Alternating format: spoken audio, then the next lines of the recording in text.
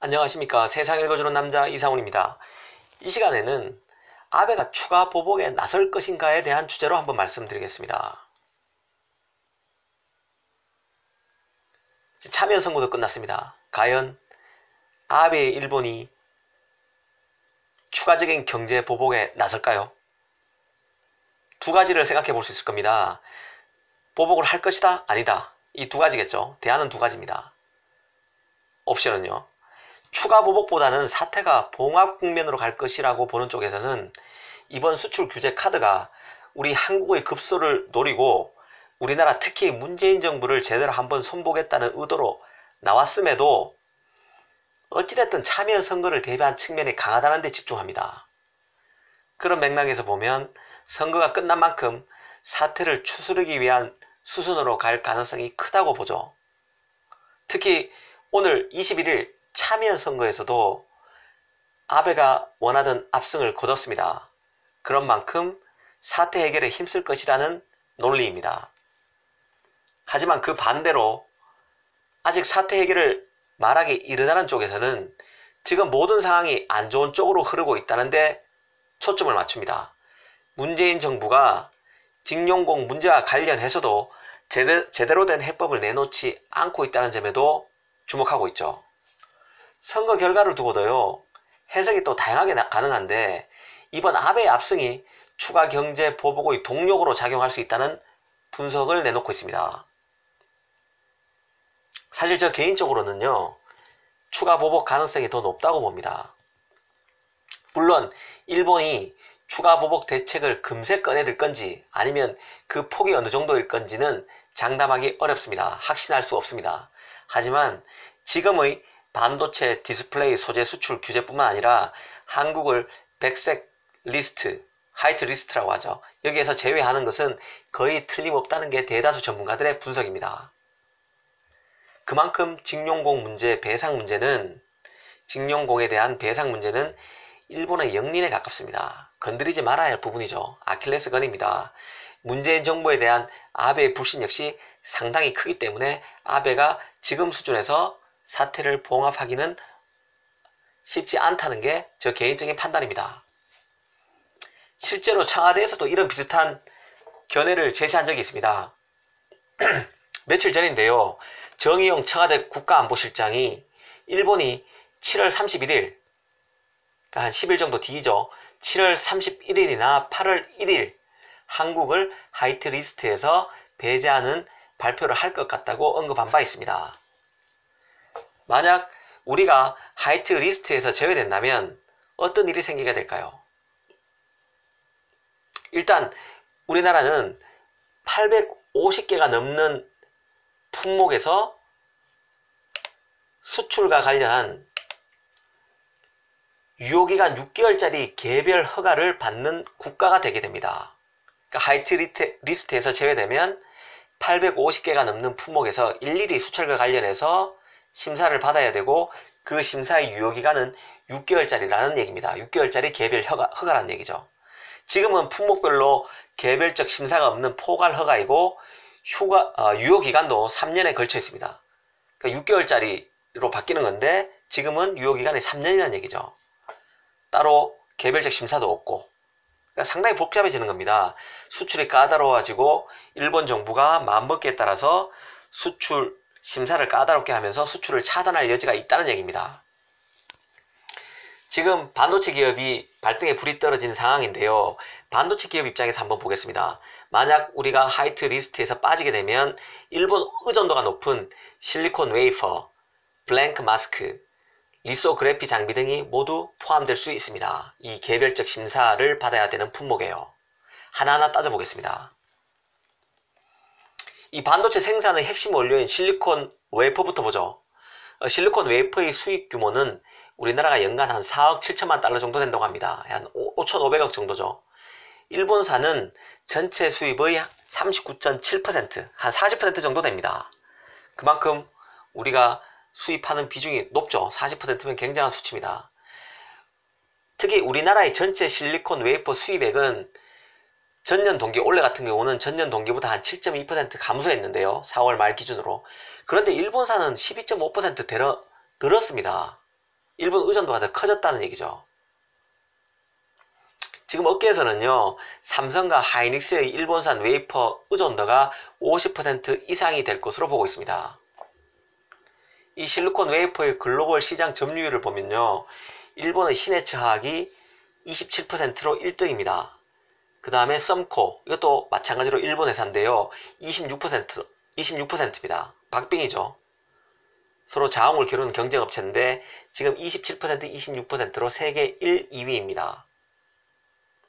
그 다음에 뭐 독일 업체, 미국 업체, 국내 업체도 있습니다. 독일 같은 경우는 실트로닉스, 미국은 선 에디슨, 한국 같은 경우는 SK 하이닉스 자회사인 SK 실트론 등이 있습니다.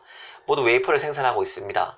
하지만 생산량과 품질 면에서 일본 업체와 격차가 크다는 게 냉정한 평가입니다.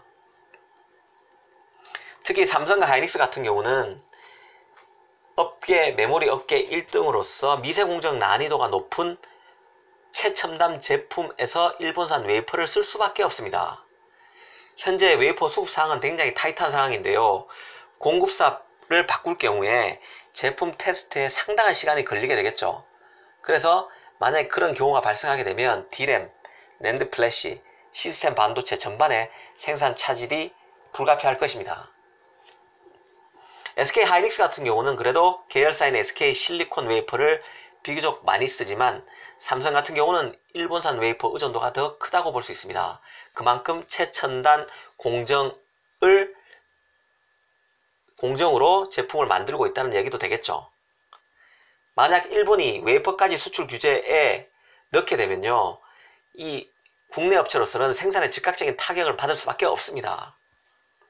특히 일본산 웨이퍼의 품질도 품질이지만 500여 개에 이르는 그 반도체 세부 공정마다 웨이퍼가 특화되어 있는데 이를 바꾸기 위해서는 최적화에 6개월 정도가 소요된다고 합니다.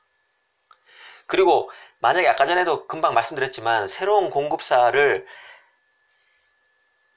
잡으려면요, 지속적으로 사실은 공급이 가능해야 새로운 공급사와 계약을 체결할 수 있을 텐데 지금같이 일본의 수출 규제에 따라서 대체제 마련에 나설 경우에 그 새로운 공급사가 공장 증설을 이라는 리스크를 감수하고 증설에 나설지도 사실은 의문입니다. 그만큼 우리 기업이 장기 계약을 특정한 그 기업과 맺기는 쉽지 않다는 뜻입니다. 일본 업체의 대체제를 찾아도 그 대체제를 만드는 기업과 장기 계약을 맺기는 쉽지 않다는 뜻입니다. 실제 삼성과 하이닉스는요, 일본 업체를 포함해서 메이저 한 5개 업체와 계약을 맺고 물량을 공급받는 것으로 알려져 있습니다. 하지만 일본 규제로 삼성과 하이닉스가 물량을 추가로 주문할 경우에 해당 기업에서 그 물량을 댈 수 있을지는 의문이라는 얘기죠. 이번에는 블랭크 마스크를 한번 보겠습니다. 블랭크 마스크 말은 어려운데요. 이게 쉽게 얘기하면 반도체와 액정 표시 장치 LCD라고 하죠. LCD, 그 다음에 유기 발광 다이오드 OLED 등을 제조하는 포토 마스크가 바로 블랭크 마스크입니다. 특히 삼성전자가 주력하고 있는 극자외선 EUV 기술 구현을 위해서는 일본산 호야 제품이 필수적입니다. 호야가 만드는 포토 마스크가 필요하다는 얘기죠. 호야가 만드는 블랭크 마스크가 절대적이라는 얘기입니다. 이 블랭크 마스크가 공급에 차질이 빚어질 경우에는 삼성전자의 비메모리 강화 전략에 대한 재검토가 불가피합니다. 사실 이번에 이미 수출 규제에 들어갔던 포토 레지스터도 EUV 포토 레지스터도 지금 비메모리에서 삼성의 드라이브에 타격을 준 상황인데요. 만약 블랭크 마스크, 이것도 EUV 기술 구현을 위해서 필요한 원재료이기 때문에 이것까지 만약에 수출 규제가 이루어지면 삼성의 비메모리의 핵심이라고 하는 파운드리 분야에서 경쟁력 하락은 불을 보듯 할 것입니다. 대체제가 없다는 게 더 힘듭니다. 국내에서는 SNS텍이라는 회사가 있어요. 이 회사가 포토 마스크 제조에 뛰어들었지만 이 기술력 격차가 현격합니다. 쉽지 않다는 얘기죠. 일본 호야가 생산하는 블랭크 마스크에 대한 삼성전자의 비중만 봐도요, 60%가 넘는다는 게 증권가의 추론입니다. 앞서 말씀드렸던 웨이퍼와 블랭크 마스크가 만약에 이번에 새롭게 규제에 들어갈 경우에는 삼성, 하이닉스의 경쟁력에 결정적 타격이 불가피할 겁니다. 또 아까 금방 마지막에 말씀드렸던 게 리소그래피라고 있는데요. 리소그래피, 추가 제재 가능성이 있는 품목입니다. 근데 이 리소그래피 같은 경우는 네덜란드 ASML이 주로 만듭니다. 디스플레이용은 니콘과 캐논이 생산하고 있는데요.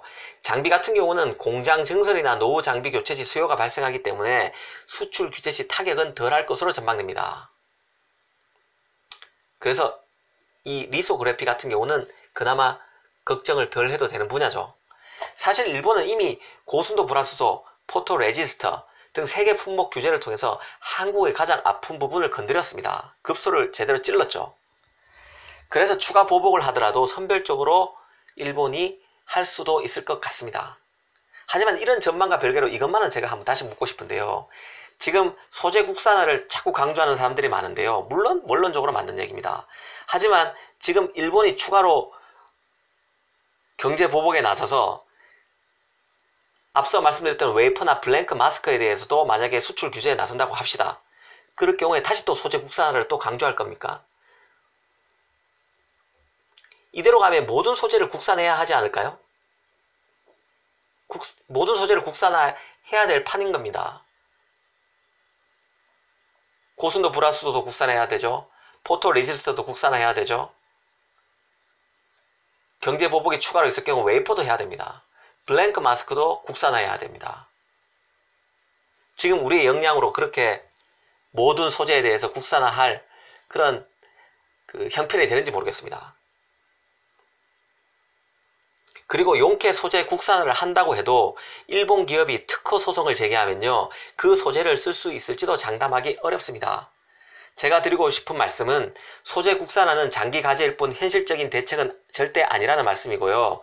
소재를 국산화하더라도 선택과 집중을 통해서 꼭 우리가 역량을 집중하면 승산이 있다고 보여지는 그런 품목에 한해서만 해야 됩니다. 지금같이 일본의 소재 수출 제한이라는 돌발 변수에 맞서서 우리가 하급히 소재 국산화에 나서서는 실패할 수밖에 없다는 얘기입니다. 지금껏 우리나라의 정부의 일처리 방식, 이런 것들이 전략적으로 모든 변수를 감안하지 않고 불도저로 사건을 뒤엎는 식의 이런 일처리는 결국 또 다른 큰 비용 부담, 기획 비용의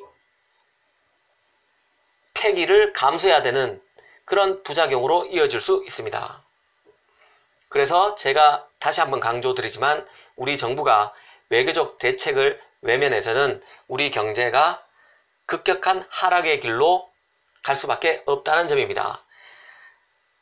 자꾸 일본과의 전면전을 강조하는 쪽에서는요, 우리 경제뿐만 아니라 일본 경제도 폭망, 글로벌 경제도 급격한 큰 타격을 받을 수밖에 없다면서 강대강으로 나설 것을 자꾸 제안하는데요. 분명히 알아야 됩니다.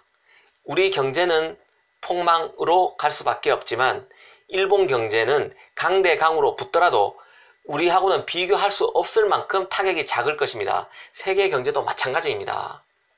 이런 것을 정확하게 지적하지 않으면요, 전략 자체가 패착을 할 수밖에 없습니다. 잘못된 작전을 세울 수밖에 없다는 뜻입니다.